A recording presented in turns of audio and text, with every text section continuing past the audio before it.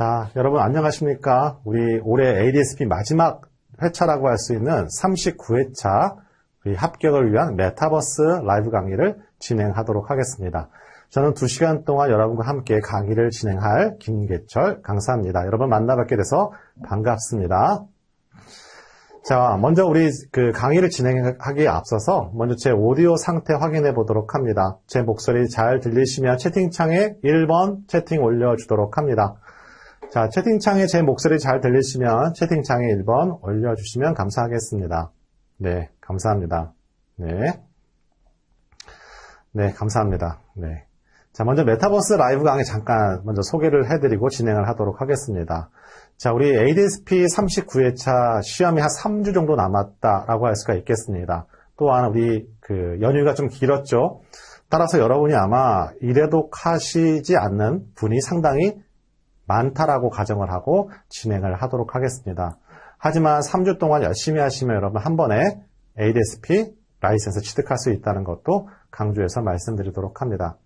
자, 오늘 진행하는 메타버스 라이브 강의는 우리 1년에 ADSP가 4번이 있기 때문에 4회 실시한다라고 할 수가 있고 시험을 임박해서 한 3주 전에 실시하는 예상 포인트를 잡아주는 강의라고 할 수가 있겠습니다. 우리 그동안의 메타버스 라이브 강의를 진행하면서 상당한 적중률을 객관적으로 보여줬고 여러분이 오늘 강의 열심히 임하시게 되면 이 역시 여러분 39회차 문제에 똑같은 형태로 출제될 가능성이 높다는 점도 강조해서 말씀을 드리도록 합니다. 자, 우리 1과목, 2과목을 우리 1교시에 진행하도록 하고 10분 쉬었다가 3과목은 두 번째 차 시에 진행하는 형태로 강의를 진행하도록 하겠습니다. 자, 첫 번째 데이터 이해 파트라고 할 수가 있는데요. 우리는 38회차 관련된 해설 강의를 먼저 설명드리도록 하고 38회 때 출제됐던 포인트를 중심으로 해서 39회 때 어떤 출제 형태가 나오게 될 것인지 출제가 될 것인지를 확인하는 과정들을 진행한다라고 할 수가 있겠습니다. 자, 첫 번째 우리 문제에서는 데이터 크기를 물어보는 문제였습니다. 물론 해당되는 기출문제에서 출제됐다라고 할 수가 있고 굉장히 정답률이 높았다라고도 생각할 수가 있겠습니다. 여러분 해당되는 파일 교환을 보시게 되면 물론 정답도 있고 해당되는 어느 페이지의 이론에 몇 페이지에 해당 내용들이 있다는 것도 명시해 놨기 때문에 우리는 여러분이 이래독하지 않았다 하더라도 해당되는 내용을 찾아보는 것도 중요하다라고 할 수가 있겠습니다. 자, 해당되는 데이터 크기 작은 숫자부터 나열하게 되는 문제라고 할 수가 있고 페타와 엑사와 제타와 요타바이트 순서라고 할 수가 있겠죠. 물론 이와 같은 데이터 크기를 물어보는 시험 문제 ADSP 문제에서만 출제되는 것이 아니라 여러분 빅데이터 분석 기사에서도 똑같은 형태로 출제된다라고 할 수가 있겠습니다. 자, 이만큼 데이터 크기라는 것은 데이터 분석할 때 먼저 고려해야 할 사항이기 때문에 해당되는 문제가 출제됐다 생각하시면 되겠고 우리 1년에 4번 정도 시험 본다고 생각하면 적어도 2년에 한 번 정도 가중치가 있는 파트가 해당되는 데이터 크기 순서를 물어보는 문제라고 생각하시면 되겠습니다. 자, 두 번째 문제인데요. 데이터베이스가 아닌 것을 물어봤습니다. 자, 새로운 유형의 문제라고 할 수가 있고 그전에는 이와 같은 유형의 문제가 출제되지 않았습니다. 해당되는 보기는 태블러가 있었고 그의 태블러가 정답이었다고 할 수가 있는데요. 우리 온라인 강의에서는 제가 태블러를 잠깐 말씀드렸습니다. 우리 1과목에서 기업 내부 데이터베이스 솔루션 7가지가 중요 출제 포인트인데 그 중에 BI가 있습니다. BI의 대표적인 도구가 바로 태블러라는 도구라고 할 수가 있겠죠. 나머지 보기에 관련된 것들은 데이터베이스 또는 DBMS가 등장했다라고 할 수가 있고 일반적으로 물론 데이터베이스와 DBMS는 엄연히 다른 용어지만 이 통칭을 해서 우리는 데이터베이스 시스템이라고 한다 할 수가 있겠습니다. 즉 해당되는 데이터베이스 시스템과 또 다른 BI를 구분하는 출제 포인트를 갖고 있는 것이 두 번째 문항이라고 할 수가 있고 여러분 정답률이 제가 생각하건대 상당히 떨어졌을 거라고 생각하는 문제가 바로 두 번째 문항이라고 할 수가 있겠습니다. 여러분 채팅창 항상 열려 있으니까요. 중간중간에 여러분 의견 보내주시면 제가 강의하는 도중에 실시간으로 답변 가능한 것이 있다면 답변 드리도록 합니다. 자, 여러분 진행 속도랑 제 오디오 상황 확인해 보도록 합니다. 괜찮으시면 채팅창에 1번 올려주시고 아니면 여러분 의견 보내주시면 감사하겠습니다. 네, 감사합니다. 자, 여러분 3주 동안 열심히 하시면 합격하고도 한참 남습니다. 자, 우리 3번 문항 보도록 할게요. 자, 3번 문항은 이미 출제됐던 기출문제에서 출제됐다라고 할 수가 있겠습니다. 즉, 가와 나는 메타데이터와 인덱스를 의미하는 용어 설명이라고 할 수가 있겠죠. 똑같은 문제, 우리 문제 요약편에서 우리 123페이지에 보시면 문제 7번과 동일한 형태라고 할 수가 있겠습니다. 자, 우리는 빅데이터, 대용량 데이터에서 빠르게 검색을 해야 해요. 그때 필요한 개념이 필요한데 그것이 바로 메타데이터와 인덱스라고 할 수가 있겠죠. 이렇듯 우리 시험은 기본 용어를 물어보는 문제가 출제 가중치가 높다라고 할 수가 있겠습니다. 자, 여러분 내가 수업 해당되는 문제풀이 해설 강의를 진행을 하면서 관련된 문제, 기출문제에서 출제가 됐습니다 라고 하면 별도로 명시해 드리도록 하고, 새로운 유형의 문제라고 하면 새로운 유형의 문제라고도 말씀드린다고 할 수가 있겠습니다. 자, 4번 문항에서는 빅데이터 활용 3요소가 출제가 됐습니다. 이미 한번 출제가 됐던 문제고, 물론 한 3년 주기로 출제되는 포인트를 갖고 있는 것이 빅데이터 활용 3요소라고 할 수가 있겠죠.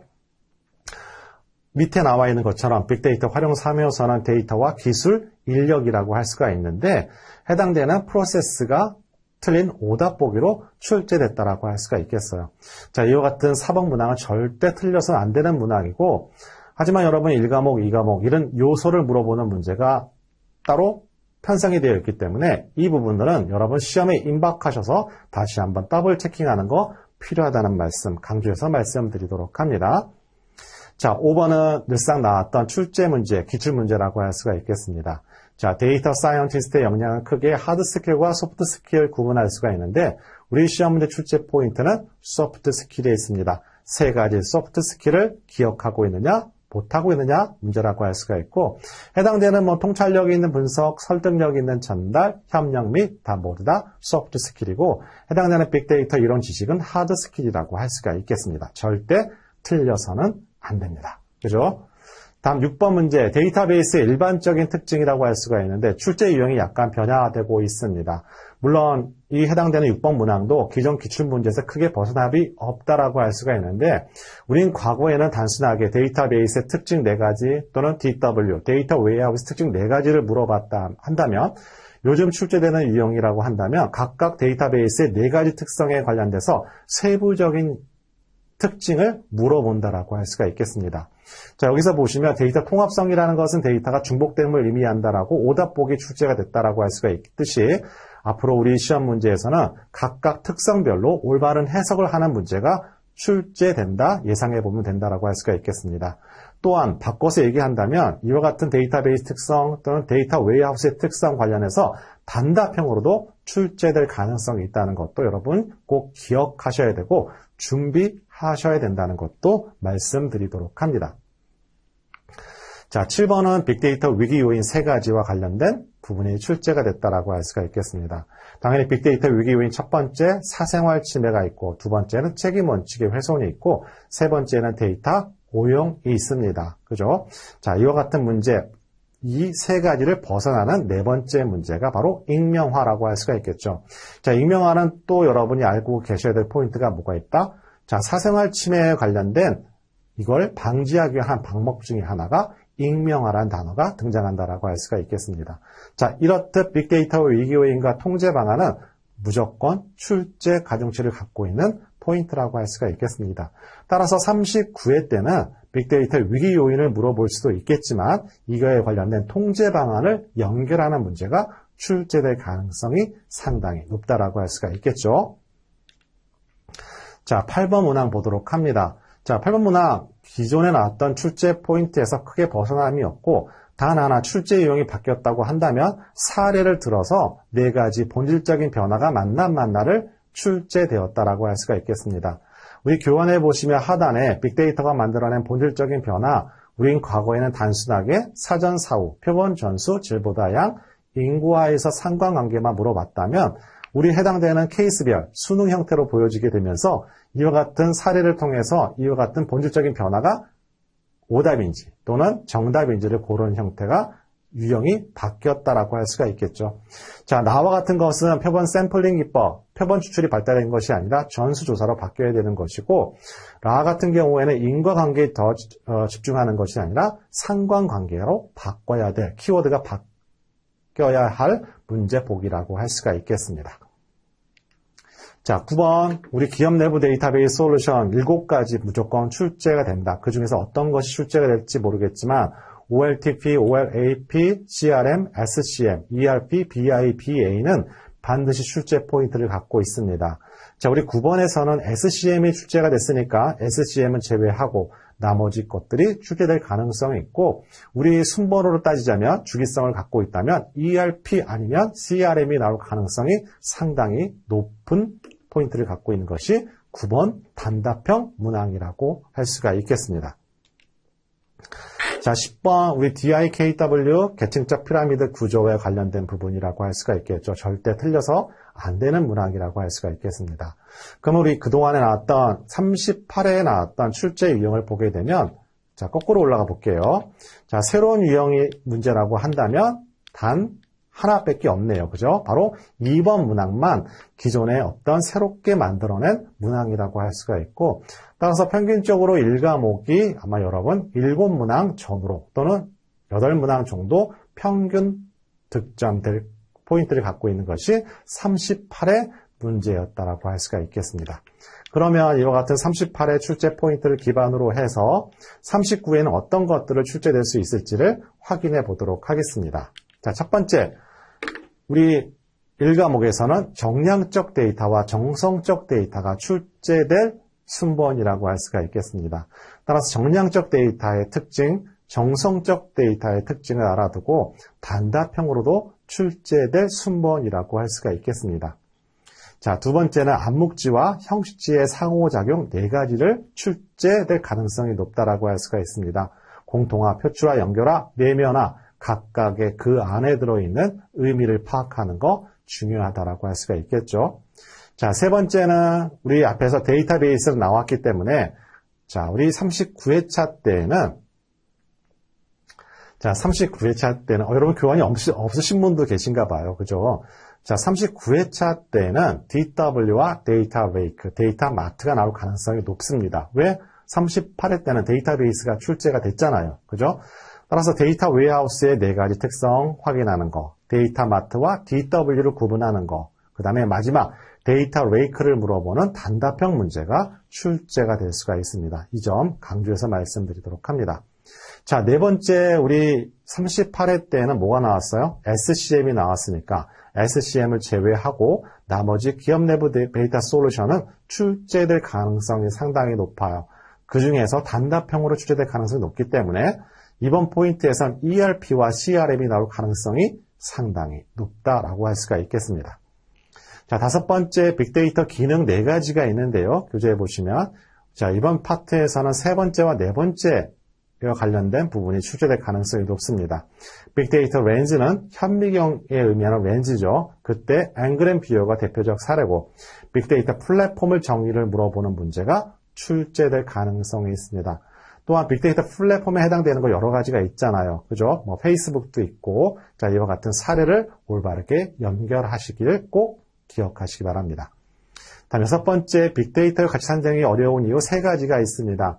자, 제가 지금 이렇게 순번을 잡아서 말씀드리는 이유는 뭐냐면, 저는 계속 여러분 시험 문제를 복원을 하고, 또 시험 문제를 계속 확인을 하고 강의를 하잖아요.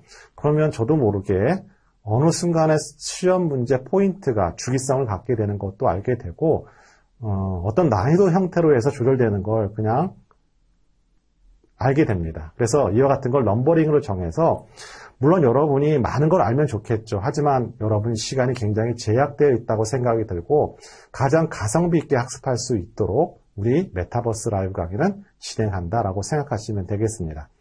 자, 빅데이터를 같이 산정이 어려운 이유 3가지가 있습니다. 이 3가지에 관련해서 꼼꼼히 기억하기. 자, 7번째 여러분 별표 치고 여러분 확실히 기억하시기 바랍니다. 왜?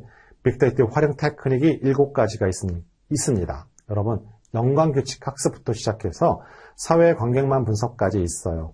근데 이 빅데이터 활용 테크닉이 38회 때 등장하지 않았습니다. 따라서 39회 때는 100% 출제된다라고 생각하시면 되겠습니다. 아주 중요합니다. 7번 문항은요. 무조건 나올 수밖에 없다 생각이 듭니다. 자, 8번에는 우리 빅데이터 위기 요인이 38회 때 등장했잖아요. 그러면 통제 방안과 관련해서 연계를 해서 물어보는 문제가 출제될 수가 있습니다.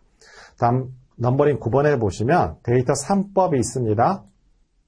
데이터 3법이 무엇이고 이와 같은 데이터 비식별화 기술, 가명 처리에서부터 데이터 마스킹까지 9번 역시 강력한 출제 가중치를 갖고 있는 39회차 포인트라고 할 수가 있겠습니다. 자, 7번과 9번은 확실하게 확인 부탁드리도록 합니다.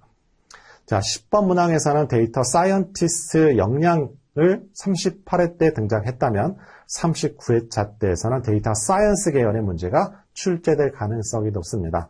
데이터 사이언스의 정의를 물어보는 단답형 문제가 출제될 수도 있고 데이터 사이언스와 통계학과 데이터 마이닝의 차이점을 물어볼 수도 있습니다. 자, 이 점 여러분 강조해서 포인트 관리하시면 우리 39회차 때는 아무리 어렵게 출제가 되더라도 7문항 이하로는 갈 수가 없습니다. 자, 이 점 여러분 꼭 기억하시기 바랍니다. 자, 그럼 2과목 넘어가도록 하겠습니다. 2과목 데이터 분석 기획 파트라고 할 수가 있고 38회 때는 여러분이 상당히 어려워했던 부분이 2과목에 있는 데이터 분석 기획 파트라고 할 수가 있겠습니다. 자, 중간중간 확인하도록 합니다. 자, 여러분 제 목소리랑 진행사항 괜찮으시면 채팅창에 1번 올려주시면 감사하겠습니다. 네.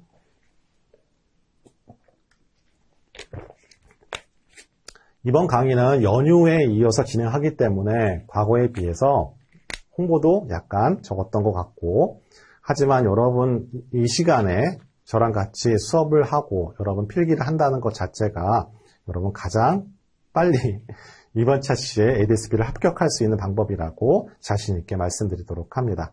자, 여러분 꼼꼼하게 우리 오늘 여러분 교환을 받으시면 그 안에다 가능하다면 모든 내용들을 그 페이지에 이렇게 메모하는 것도 중요합니다. 자, 우리 시험도 마찬가지고 빅보기 과정도 마찬가지고 다른 과정도 마찬가지인데요. 오늘 축구하죠, 그죠? 빨리 끝나고 축구 봐야겠네요, 그죠? 자, 그런 과정도 마찬가지인데요. 회독을 많이 하는 게 중요합니다. 기본 개념 간략하게 정리하고 회독 많이 하고 이제 나머지는 기출 문제로 돌리시면 자, 우리 시험은 떨어지기도 힘든 시험인데 아무래도 여러분이 시간적인 제약이 있다 보니까 학습 시간이 떨어지게 되면 아무리 여러분 해당되는 전공자라도 여러분 떨어질 수가 있어요. 그래서 이 점 다시 한번 강조해서 말씀드리도록 하고 오늘서부터 열심히 여러분 하시면 여러분 충분하다라고 할 수가 있겠습니다. 자, 우리 이 과목 진행하도록 합니다. 첫 번째 데이터 분석 조직 구조에 관련된 질문 1번이 출제가 됐습니다. 우리 크게 기능 구조도 있고 집중 구조도 있고 분산 구조도 있잖아요. 각각의 특징을 물어보는 형태가 계속 출제가 되고 있습니다. 근데 이와 같은 분석 조직 구조에 대한 문제가 37회, 36회 때 계속 출제가 됐어요. 자, 그런데 38회 때 또 출제된 걸 보면 39회 때는 약간 가중치가 떨어지지 않을까 생각이 듭니다. 왜냐하면 나올 건 다 나왔거든요. 똑같은 문제가 같은 23년도에 연차로 나오게 되면 합격률이 거의 5%까지 올라가게 됩니다. 그래서 문제를 출제하는 사람들은 항상 이런 것들을 생각을 해두고 염두에 두고 진행한다라고 할 수가 있지만 그래도 우리는 분석 조직 구조, 크게 기능 구조, 집중 구조, 분산 구조, 특징점 구별하기 이렇게 포인트를 구분하시면 되겠습니다. 자, 두 번째는 하향식 접근 방식의 비즈니스 기반 문제 탐색이에요. 우리 앞에 1번은 기출문제에 있습니다. 너무나 많이 출제했던 형태예요. 자, 두 번째도 기출문제에 있던 내용이에요. 하향식 접근 방식은 반드시 출제 포인트를 한 문제를 배당받고 있는데 그 형태가 프로세스 순서를 물어보는 문제일 수도 있고 각 파트별로 세부적인 내용을 물어볼 수도 있습니다. 그런데 우리 38회 때는 뭐가 나왔냐면 문제 탐색 중에 비즈니스 기반 탐색에 관련된 5개 영역을 물어봤다라고 할 수가 있겠습니다. 하단에 보시면 업무와 제품, 고객과 규제와 감사, 지원 인프라가 5개 블록 영역인데 해당되지 않는 거 혁신으로 오답 보기가 출제됐다라고 할 수가 있겠습니다. 역시 이 문제, 기출 문제에서 크게 벗어나지 않고 동일한 문제도 있습니다. 자, 세 번째는 약간 기존에 있던 문제를 약간 개념을 틀어서 출제된 포인트를 갖고 있습니다. 우리 분석과제 우선순위 선정 매트릭스가 있습니다. X축은 우리 뭐였죠? X축은 난이도와 우리 시급성과 난이도, X축은 시급성, Y축은 난이도를 가지고 우리 포트폴리오 4분면 분석을 통해서 분석순위 우선 과제를 선정한다라고 할 수가 있겠죠. 그런데 오답 보기를 보게 되면 시급성과 난이도가 모두 높을수록 분석과제 우선순위가 높다라고 했습니다. 정확한 명칭은 시급성은 현재이고 난이도가 낮을 때 가장 분석 우선순위 과제가 높다라고 할 수 있는 표현이 올바른 표현이라고 할 수가 있겠습니다. 이렇게 정리하도록 합니다. 그런데 이렇게 그동안에 출제됐던 내용과 오답 보기가 다른 형태로 나왔다는 것이 바로 3번 문항이라고 할 수가 있겠어요. 따라서 해당되는 개념을 명확하게 구분하는 게 중요하고 아마 우리 이 과목 데이터 분석기의 파트의 내용을 보게 되면 기출문제로 계속 반복으로 돌렸던 분들은 약간 오답률이 높았다라고도 할 수가 있겠습니다. 자, 4번 문항 보도록 할게요. 자, 4번 문항은 일반적인 내용인데 기존에 이와 같은 기출문제가 거의 없었어요. 그렇다 보니까 체감 난이도는 조금 더 올라갔다라고 생각이 듭니다. 자, 분석기획이라는 거 하단에 교환에 있듯이 해당되는 정의가 등장했다라고 할 수가 있겠죠. 자, 분석 목적을 설정하고 데이터를 분석해서 의미 결과를 계획하는 것, 사전 계획하는 작업을 분석기획이라고 할 수가 있겠습니다. 단 하나 좀 다른 점이 있다면 그동안의 분석기획 시 고려사항 3가지가 있는데 오답 보기 고르는 형태에서 갑자기 옳은 것을 고르는 형태로 출제된 것이 약간 특이점이라고 생각하시면 되겠습니다. 자, 우리 5번 문항이 새로운 유형의 문제라고 할 수가 있겠습니다. 우리 분석 활용 시나리오에 대한 설명으로 옳은 것을 물어봤습니다. 그래서 여러분이 처음 접하는 문제라고 생각하실 것 같아요. 하지만 해당되는 분석 활용 시나리오라는 것은 우리 빅본기 필기 파트에 별도로 우리 4과목에 편성이 되어 있는 파트라고 할 수가 있겠습니다. 자, 이렇듯 해당되는 파트의 영역들이 기존에 있는 ADS-B 문제에서 약간 뽑아내는데 한계를 느끼게 되니까 관련되어 있는 데이터 검정 시험의 문제 갖고 왔다라고 생각하시면 되겠죠. 따라서 여러분들 중에서 좀 더 공부, 빅분기나 다른 과정들을 하시게 될 경우에 염두에 두고 해당되는 내용 좀 더 자세하게 실었다라고 할 수가 있겠습니다. 자, 여기에 나와 있듯이 분석 활용 시나리오라는 것은요, 해당되는 데이터에 대해서 이해와 탐색을 반복적으로 수행해서 최종 결과가 어떻게 추가적인 인사이트를 확보하는 것이 바로 분석 활용 시나리오 목적이라고 할 수가 있고 아래 4가지가 바로 구체적인 분석 활용 시나리오의 개별적인 목적 방법이라고 할 수가 있겠습니다. 따라서 이와 같은 문제가 앞으로 출제될 가능성은 굉장히 낮지만 또 1년 있다가 또 새로운 난이도 조절을 위해서 출제될 가능성이 있어요. 따라서 저는 여러분이 이 과목의 5번 문제를 여러분 응시했다고 한다면 저는 이걸 득점했다라고 가정하지 않습니다. 새로운 유형의 문제다. 여러분 꼭 기억하시면 되겠고 분석 활용 시나리오가 어떤 개념인지를 알아두는 것이 포인트라고 생각하시면 되겠습니다. 자, 다음 6번째인데요. 6번째도 여러분한테 굉장히 새로 출제된 유형이라고 할 수가 있겠습니다. 그럼 벌써 이 과목에서는 5번 문항과 6번 문항 난이도가 확 올라갔어요. 따라서 이 과목에서 아마 실패를 봤던 학생이라면 5번, 6번 문항 오답률이 상당히 높았다라고 생각합니다. 그러면 우리 어떤 그 기업, 조직의 분석 수준을 평가할 때 필요한 진단 항목이 2가지가 있는데 분석 준비도와 분석 성숙도라고 할 수가 있겠습니다. 그러면 분석 성숙도라는 건 뭐냐면 조직의 업무 능력 및 조직의 역량을 평가하는 것이 분석 성숙도인 반면에 어떤 조직이 데이터를 분석해서 업무 및 의사결정에 활용하기 위한 준비가 되어 있는지를 점검하는 항목이 바로 분석 준비도라고 할 수가 있겠어요.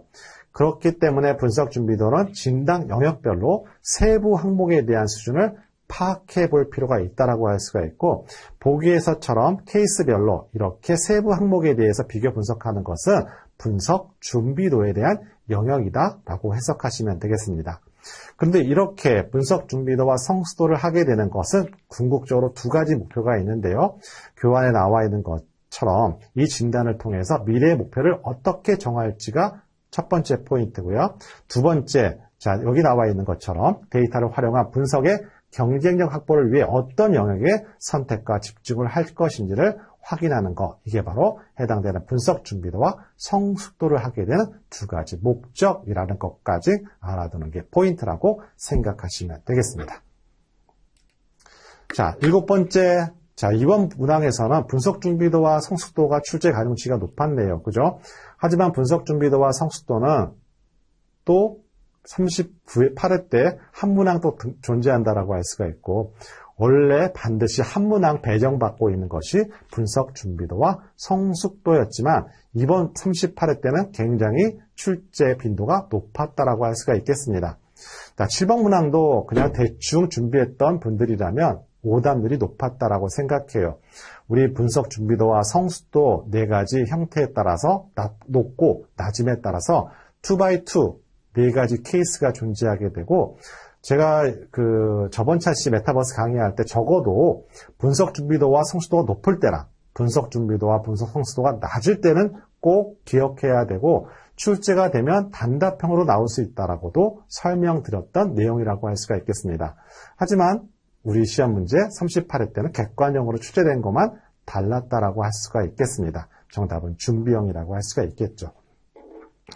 따라서 5, 6번, 7번, 5번서부터 6번, 7번 이 과목에서 난이도 있는 항목이라고 할 수가 있고 오답률이 높았던 파트라고 할 수가 있겠습니다.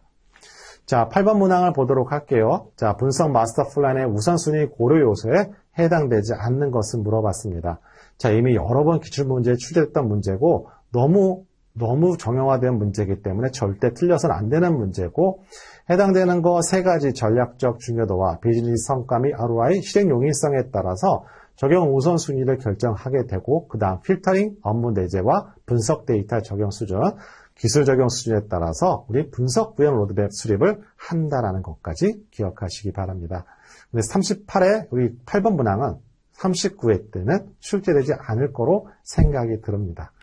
물론 이렇게는 출제가 될 수가 있겠죠. 말 그대로 지금은 우선순위 고려 요소에 관련된 부분이 출제가 됐지만 바로 두 번째 우리 업무 내재와 분석 데이터 적용 수준, 기술 적용 수준을 물어볼 수도 있어요. 그죠? 자, 요렇게는 생각해 볼 필요가 있습니다. 자, 우리 9번 문항 보도록 할게요. 자, 9번 문항 상향시 접근 방식의 발상과 하향시 접근법의 수렴을 반복해서 분석 과제 발굴의 접근 방법은 무엇이라고 하는가? 우리 디자인 사고라고 하고 이미 우리 시험 문제에서 2번 정도 출제됐던 포인트를 갖고 있습니다. 한 번은 2번 다 단답형으로 출제했던 기억이 나고요. 자, 해당되는 정답은 디자인 사고였습니다.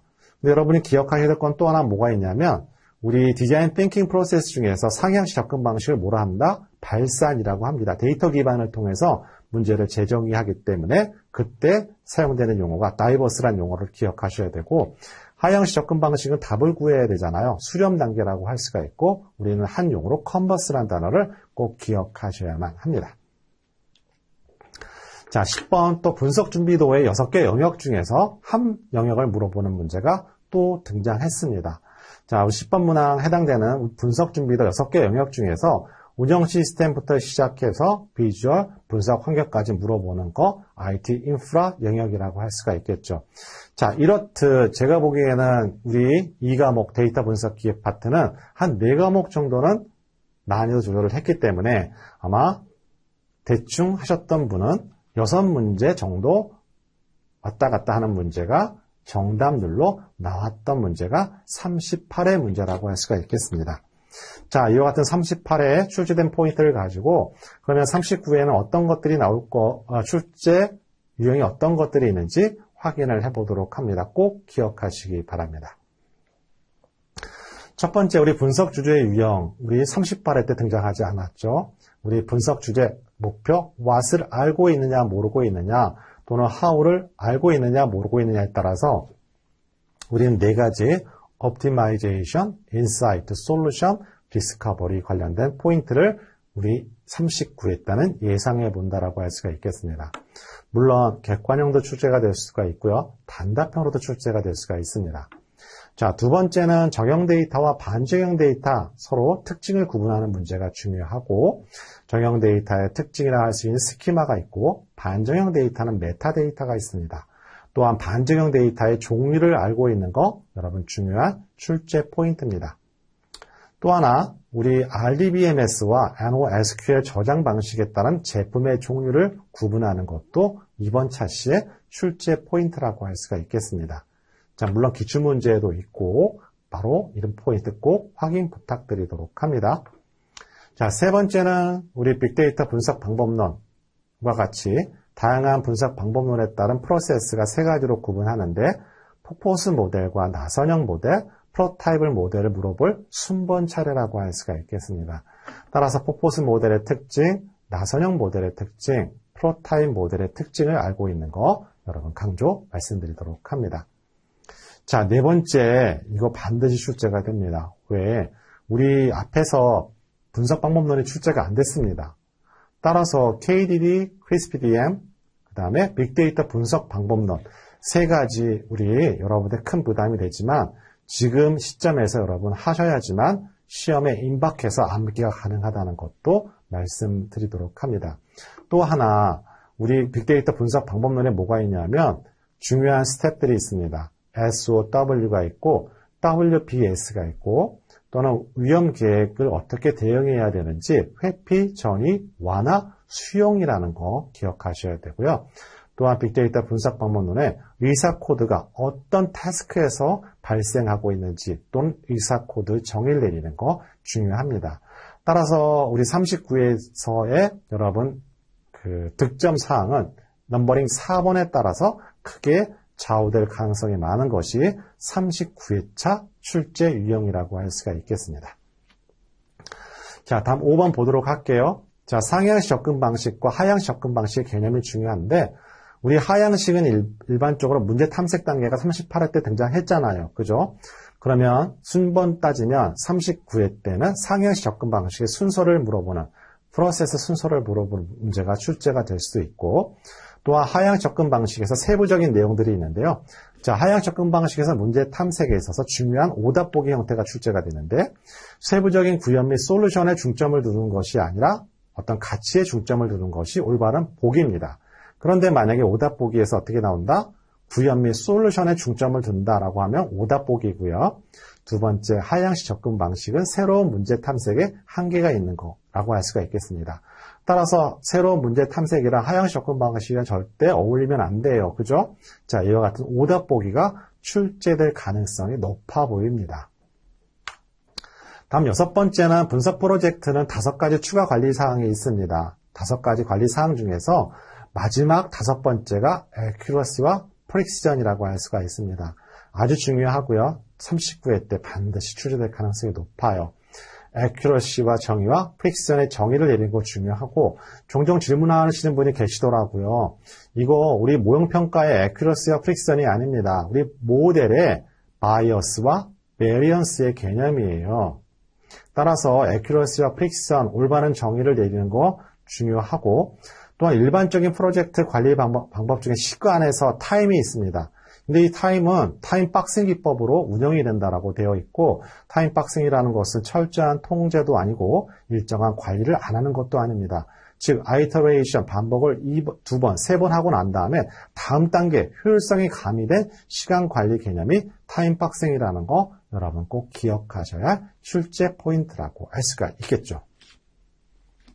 자, 이렇게 이 과목 여러분 준비하시면 되고 마지막 자 7번째 포인트에 보시면 우리 해당되는 상향식과 하향식 접근 방식, 디자인 띵킹 방식을 통해서 우리는 분석 과제 거리들이 만들어지게 되는 것이죠. 그런데 이게 실제 분석 프로젝트에 투입하기 위해서는 뭐가 필요하다? 일정한 양식을 만드는 게 필요한데 그 양식이 바로 분석 과제 정의서입니다.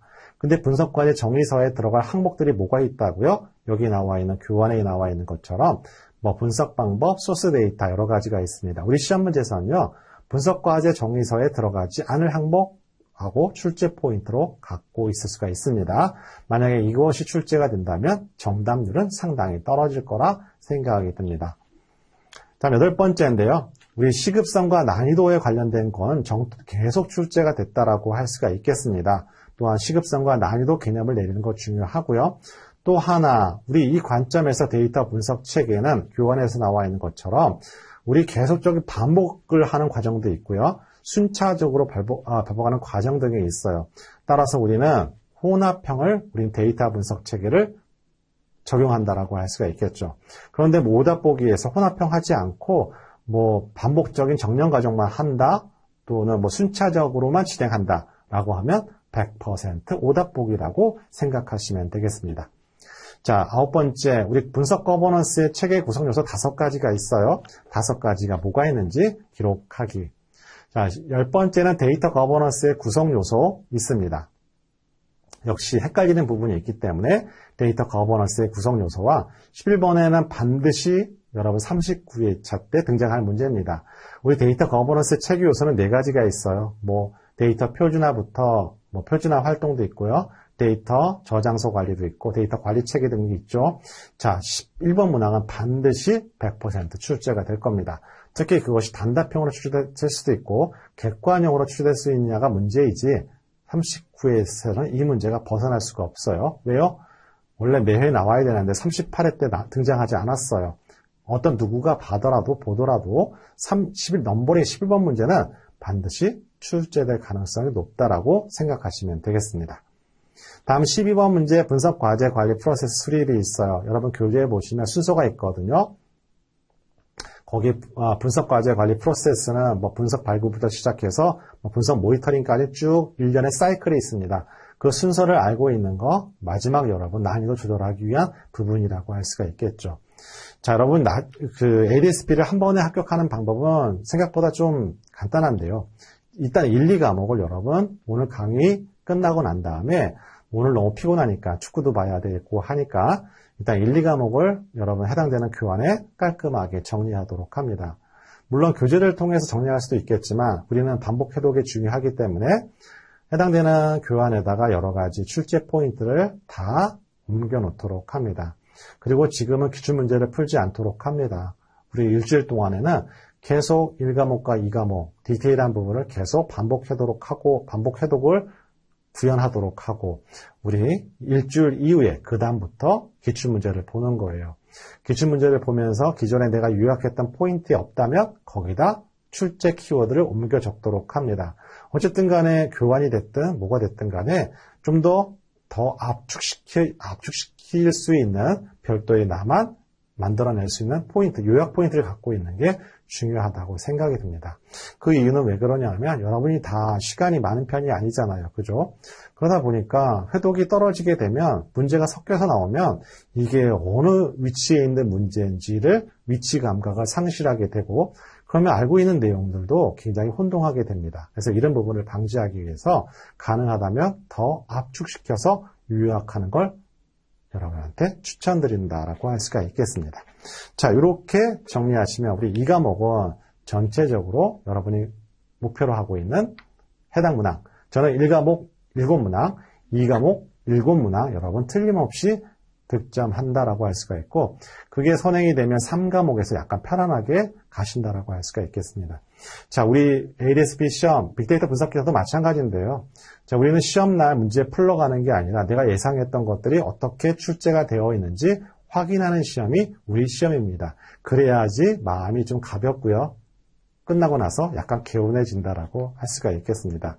자, 우리 45분서부터 한 10분 정도 쉬는 시간 갖도록 하는데요. 여러분 궁금한 사항 채팅창에 올려주시면 지금 확인하고 답변 드리도록 합니다. 자, 여러분 진행 상황, 제 오디오 상황 괜찮으시면 1번 올려주시면 감사하겠습니다. 네, 3과목은 제가 설명드리도록 합니다. 예, 감사합니다. 자, 여러분 참 아시안 게임도 봐야 되는데 이 시간에 여러분 오신 거 정말 대단하시다 생각이 들고 저도 성심껏 최선을 다해서 마지막 1시간 동안 진행을 하도록 합니다. 자, 우리 10분 쉬었다가 우리 여러분 게임도 하고 상품도 주고 하니까 그죠? 여러분 다 받아가시기 바랍니다. 자, 우리 10분 쉬었다가 진행하도록 하고 아마 담당하시는 분이 또 게임 진행하실 겁니다. 저는 10분 있다 뵙도록 하겠습니다.